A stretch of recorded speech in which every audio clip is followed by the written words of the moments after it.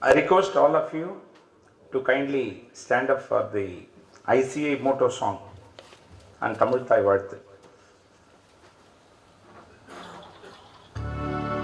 நீராறும் கடலொடுத்த நிலமடந்தை எழிலொழுகும் சீராறும் மதனமென திகழ்வரத கண்டமிழி எக்களமும் அதிசிறந்த திராவிடனல் திருநாளும் தக்க சிறு பிறையுடலும் தரித்தனரும் திலகமுமே அத்திலக வாசனை போல் அனைத்துலகும் இன்பமுற எத்திசையும் புகழ் மணக்க இருந்த பெரும் தமிழனங்கே தமிழனங்கே உன் சீரிழமை திறமிகந்து செயல் மறந்து வாழ்த்ததுமே வாழ்த்துதுமே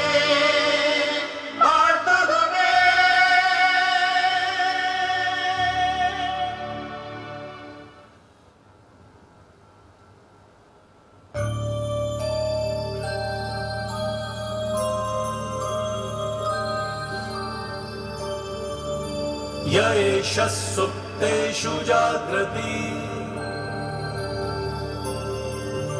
येष सुप्तेषु जागृति कामं कामं कामं कामपुरुषो पुरुषो निर्मिमाणः निर्मिमाणः तदेव शुक्रं तद्ब्रह्मा तदेवामृतमुच्यते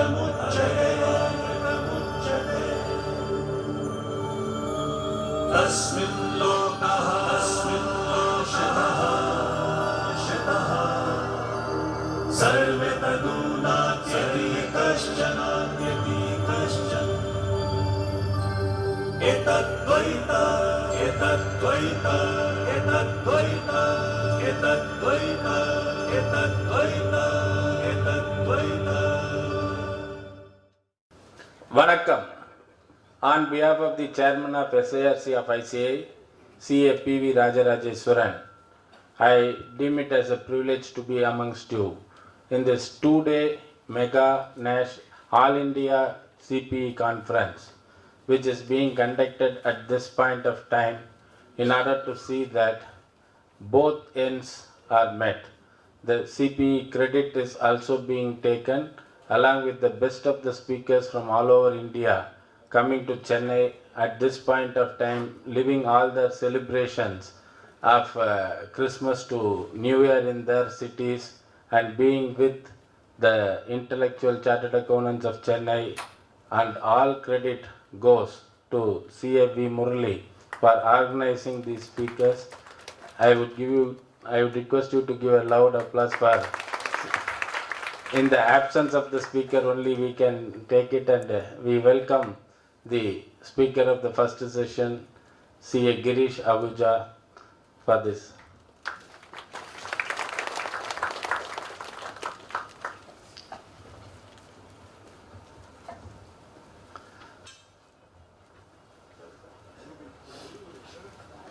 Thank you, sir. And I don't want to be in between you and that of the speaker, and over to CAV Murali for the remaining part of the proceedings.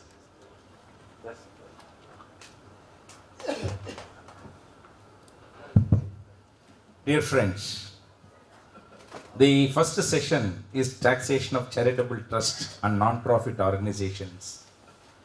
The practicing chartered accountants, people who are associated with the APOs, who are auditors of charitable trusts, you will be knowing the type of havoc what has been created, especially in this part of the country, where the registrations of reputed organizations, chambers of commerce, non-profit organizations which have an enviable track record, it has been cancelled due to the changes effected in certain definitions.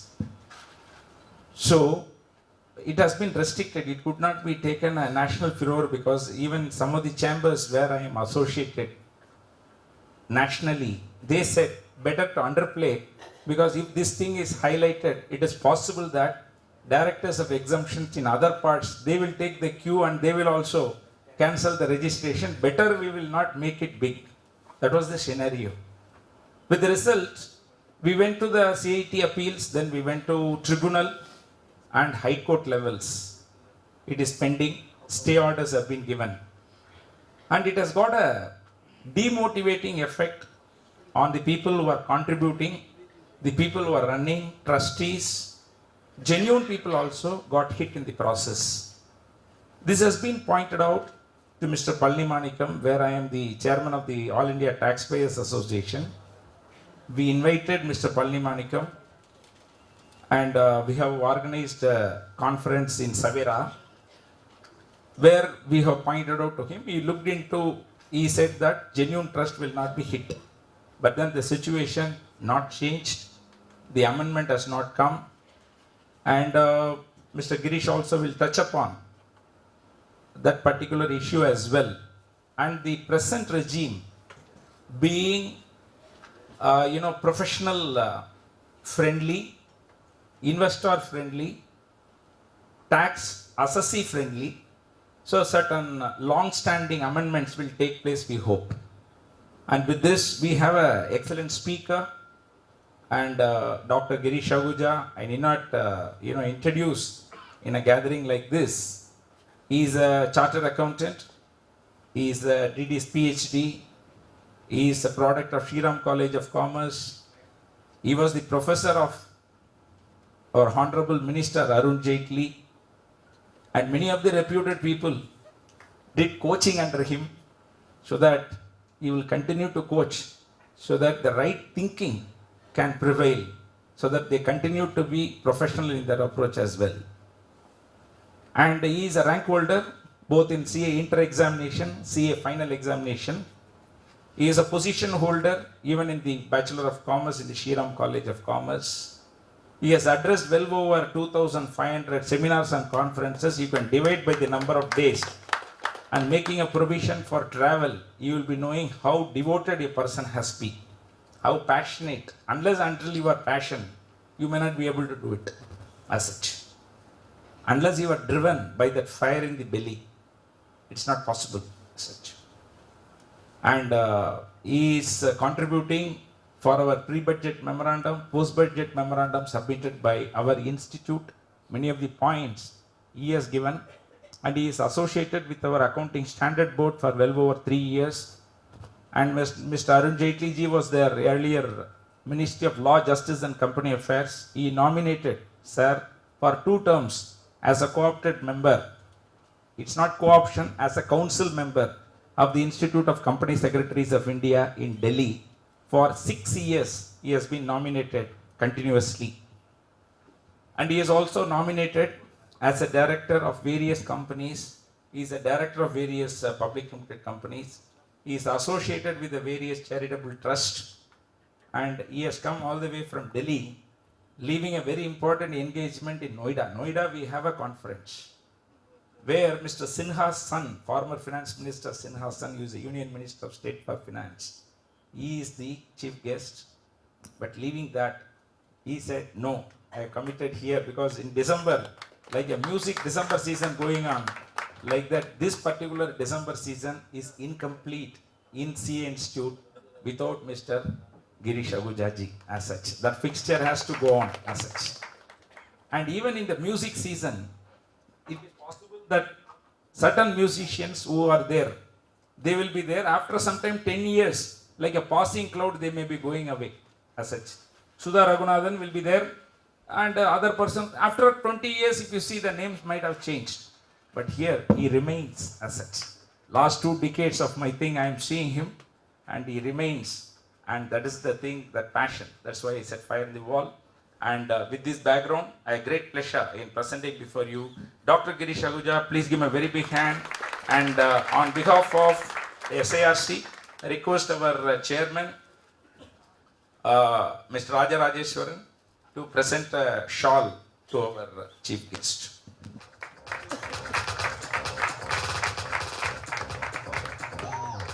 I request Mr. Kota Srinivas to present a garland. Kota Srinivas is our secretary, dynamic secretary of SIRC. He has come from Bangalore and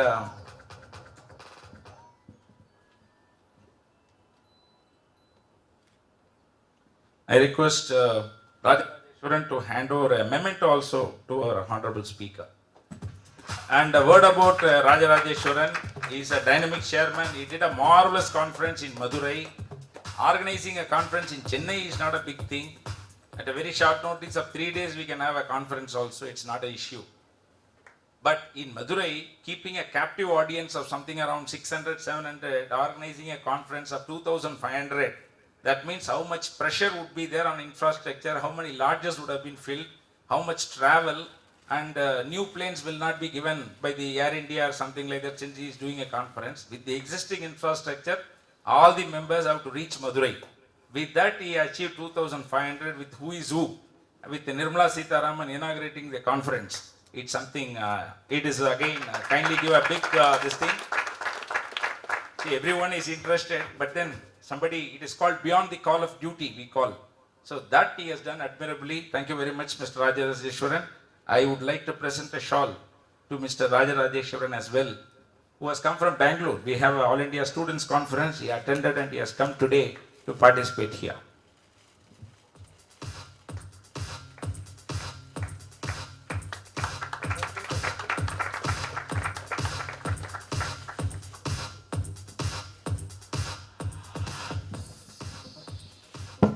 I request our chairman to address our members, then Girish Ahuja will address. Respected Central Council member and chairman of CPE committee, my beloved friend Mr. V. Murali sir. Respected chartered accountant, encyclopedia of income tax, Dr. Girish Ahuja. My secretary in the regional council, Kotaya Srinivas from Bangalore.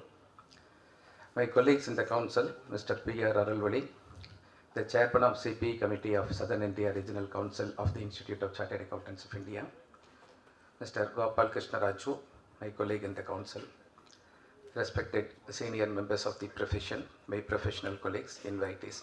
Pleasant good morning to every one of you present here. I am extremely happy to see the 5 days national program which is happening in SIRC Chennai.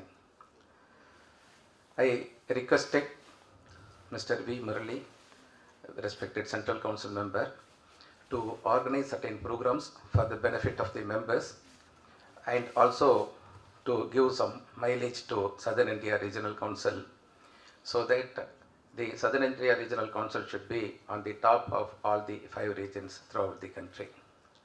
So only very short notice was given to Mr. Murali sir. Though he has once asked me to conduct a program, that we have to conduct a program even last month. At the time I was not, I could not be here because I had to go to Hubli and other branches. So in spite of all these difficulties and inconveniences, Mr. Murali sir was kind enough to organize this program. Day before yesterday we should have been here, but since the International Students Conference was on going yesterday and day before yesterday at Bangalore, we had to be there as the protocol requires. So once again I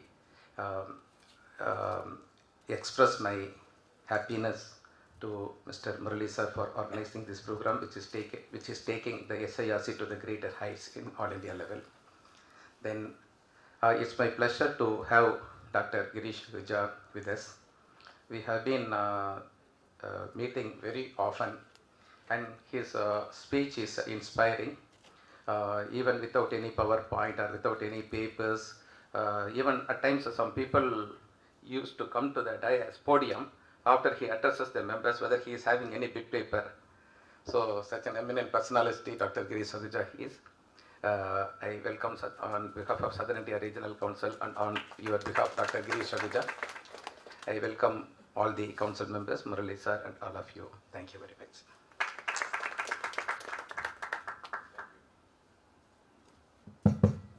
So in the All India level, judging the effectiveness of the region, how many conferences you do, how many all India, all those things do count as such. And from the members' perspective also, people who missed out. That's why we do it in the beginning. If we do it, probably many of the other programs also will be affected. So we allow all the committees to do their program. Whatever you want to do, you do it. Whatever study circle meetings you want to do it, do it. Still, if any of them want to click the last 5 days, we do it. And the evening also we have a webinar. Who is who again? Girish Ahuja, Sunil Talati, Mr. Ved Jain. All top people should come, where various things, and we have set up a studio in the first floor, and we are doing a program where 2 hours of, so 5:30 it finishes. Yesterday it finished at 5:45 or 6 o'clock. From here directly we went to the webinar, and 2 hours on real estate transaction was addressed as such. So that my thing is, we don't have a separate branch. So we got a regional council. In the regional council, the headquarters, the program should go on with bigger, so that such a large membership should not be deprived of any this thing. So that is why we have organized this particular program. And at a very short notice, 3 days was given as such. Monday we announced it, Sunday we finalized it. Christmas was a holiday, 3 working days. So we netted around 20 lakhs plus 25 lakhs plus, and we had around 3,000 registrations, all the things put together. That is so that it should be a value addition. Whoever wants to take what, it is up to them. It is like that concept. It should not be at gunpoint, anything, it should be.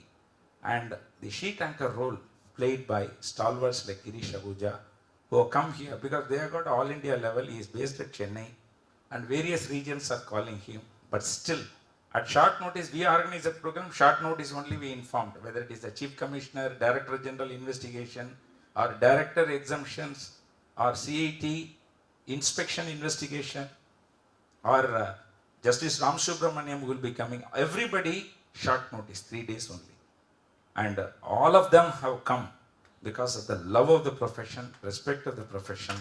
That is a thing all of you should understand. And if you want to do the networking, actually, there is nothing better place than the programs organized by us. You can see who is who. You can meet, you can raise the question. Whatever your personal question, convert into issues and raise it in the question hour. We had a very lively discussion.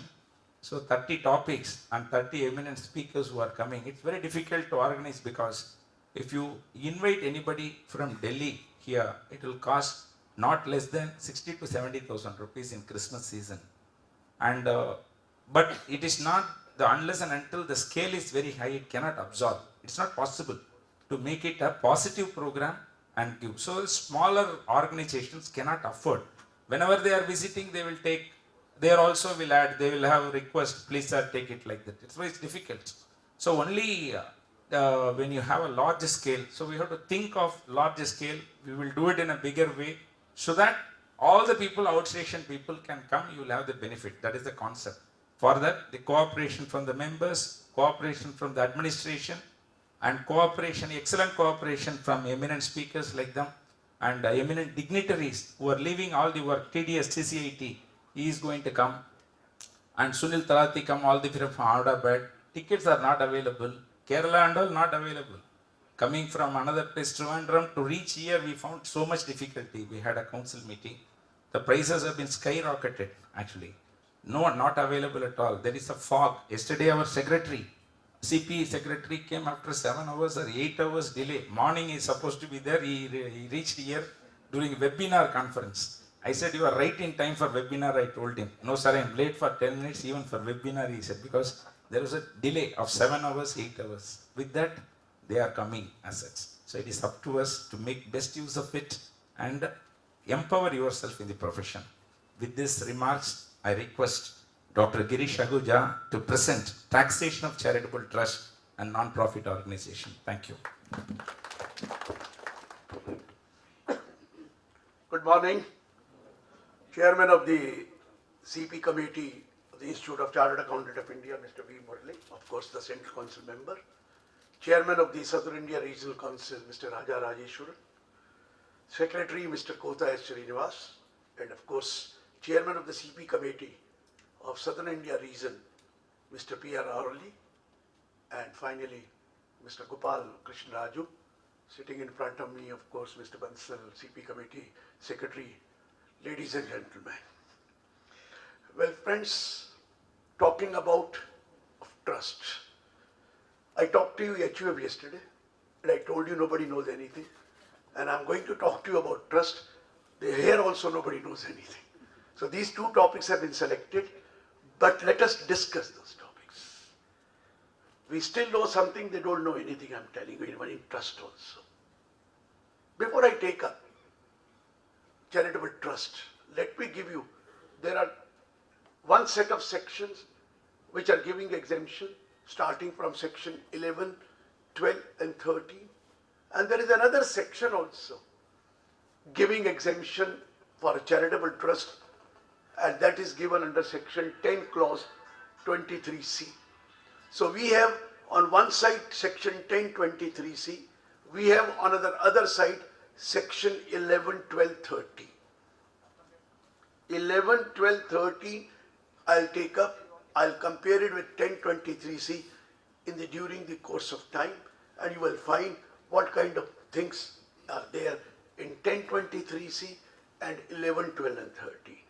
Before I take up that, because Mr. Murli raised a question, and that was charitable purpose and what difficulty we are facing after the amendment was brought by Mr. P. Chidambaram, because he never used to listen to anybody. You keep on talking to him, he will never used to listen. It was one way, he will never listen.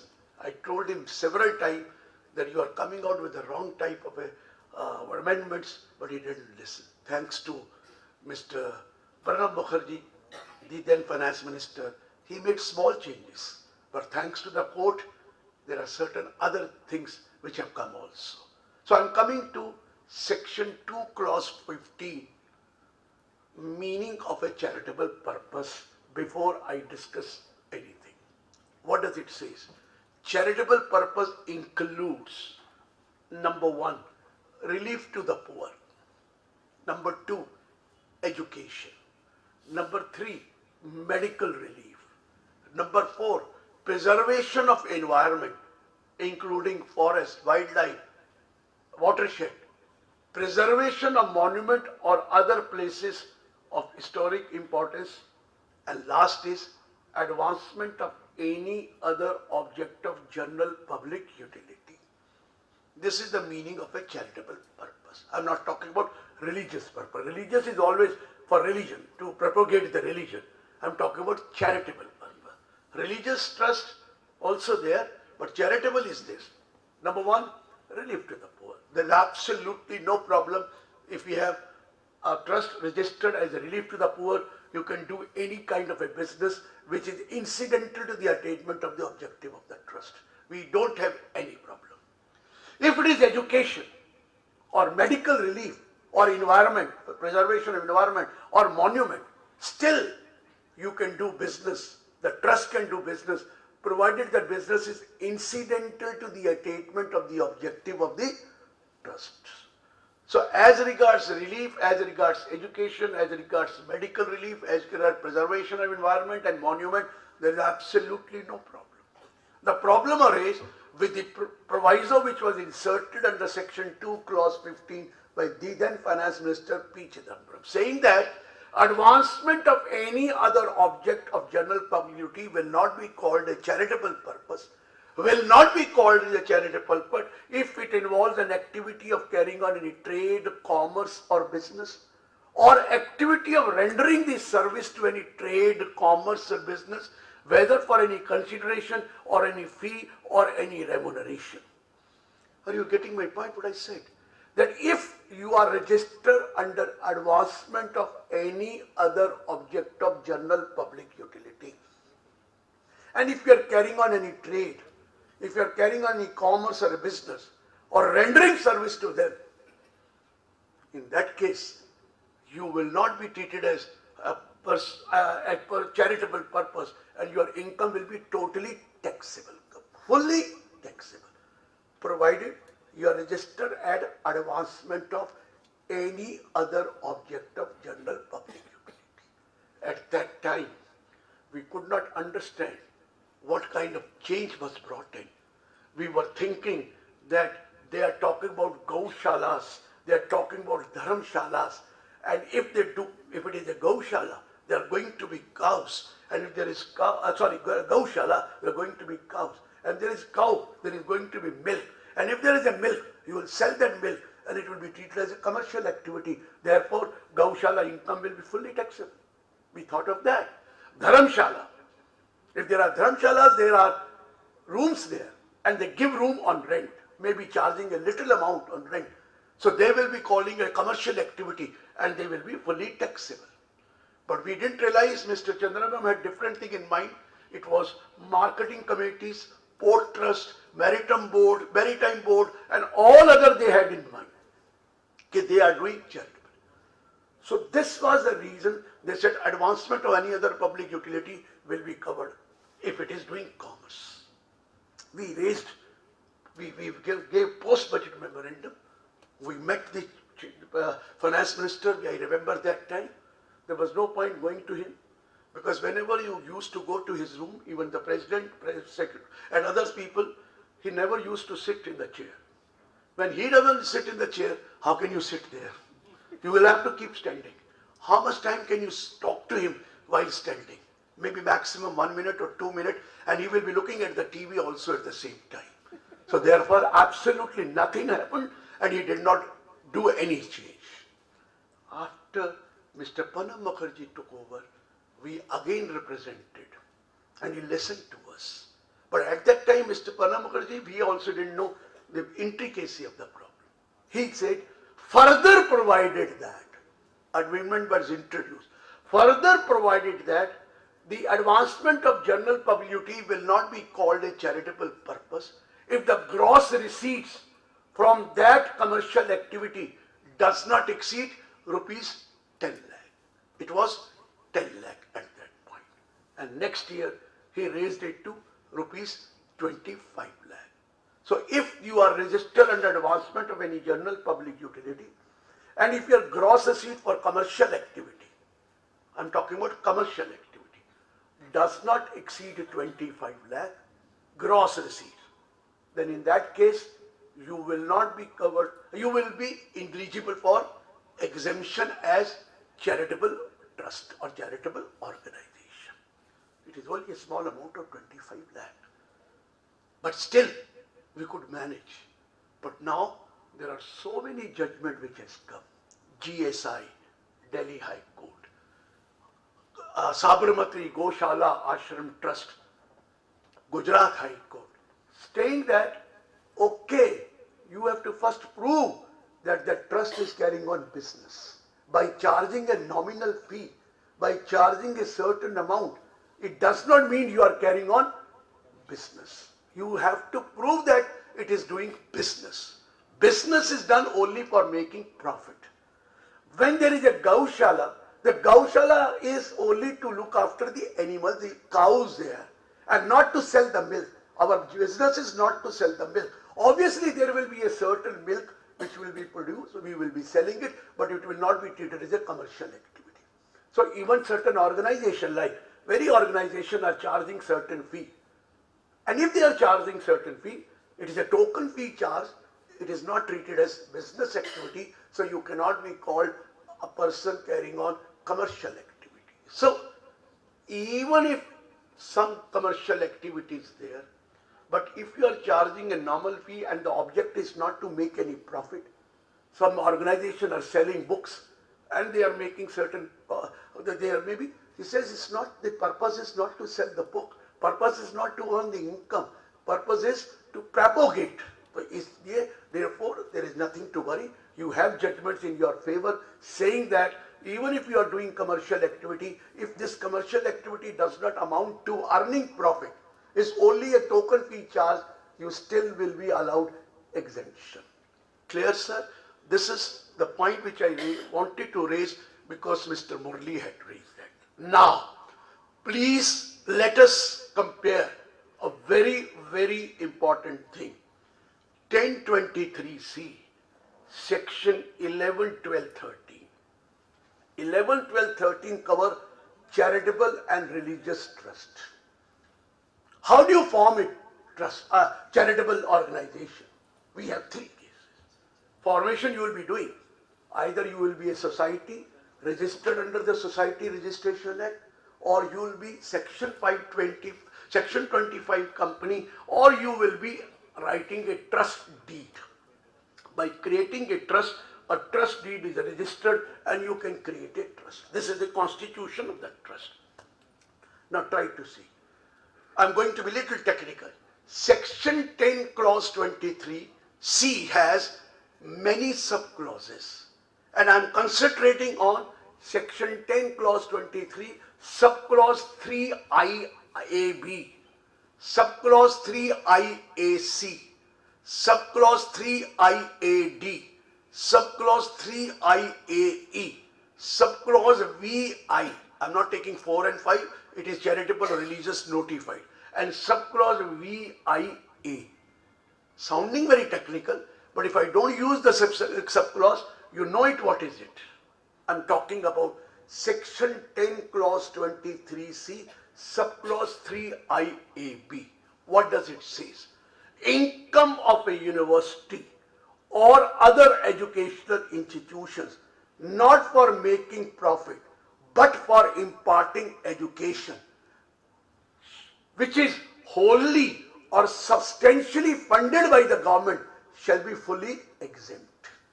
Please note the word wholly or substantially financed by the government, and it is educational institution or university. 3IAC, income of a hospital or medical institution not for making profit but for philanthropic purposes and giving medical relief will be fully exempt if it is wholly or substantially financed by the government. So it is financed by government, state or central. Government is government. Wholly is not a problem. But what about substantially financed by the government?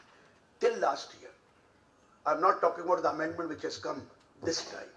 The amendment has come this time and by the Finance Number 2 Act 2014. Prior to this amendment, substantially financed was not defined. Was not defined. But we used to say more than 50% funded by the government is substantially financed. And this budget said it will be defined. And they have come out with that, and the same thing has come out that if it is more than 50% financed by the government, it is called about substantially financed by the government. So, if you have a hospital or an educational institution wholly or more than 50% financed by the government, your total income is completely exempt. Wait, you need not go for any approval.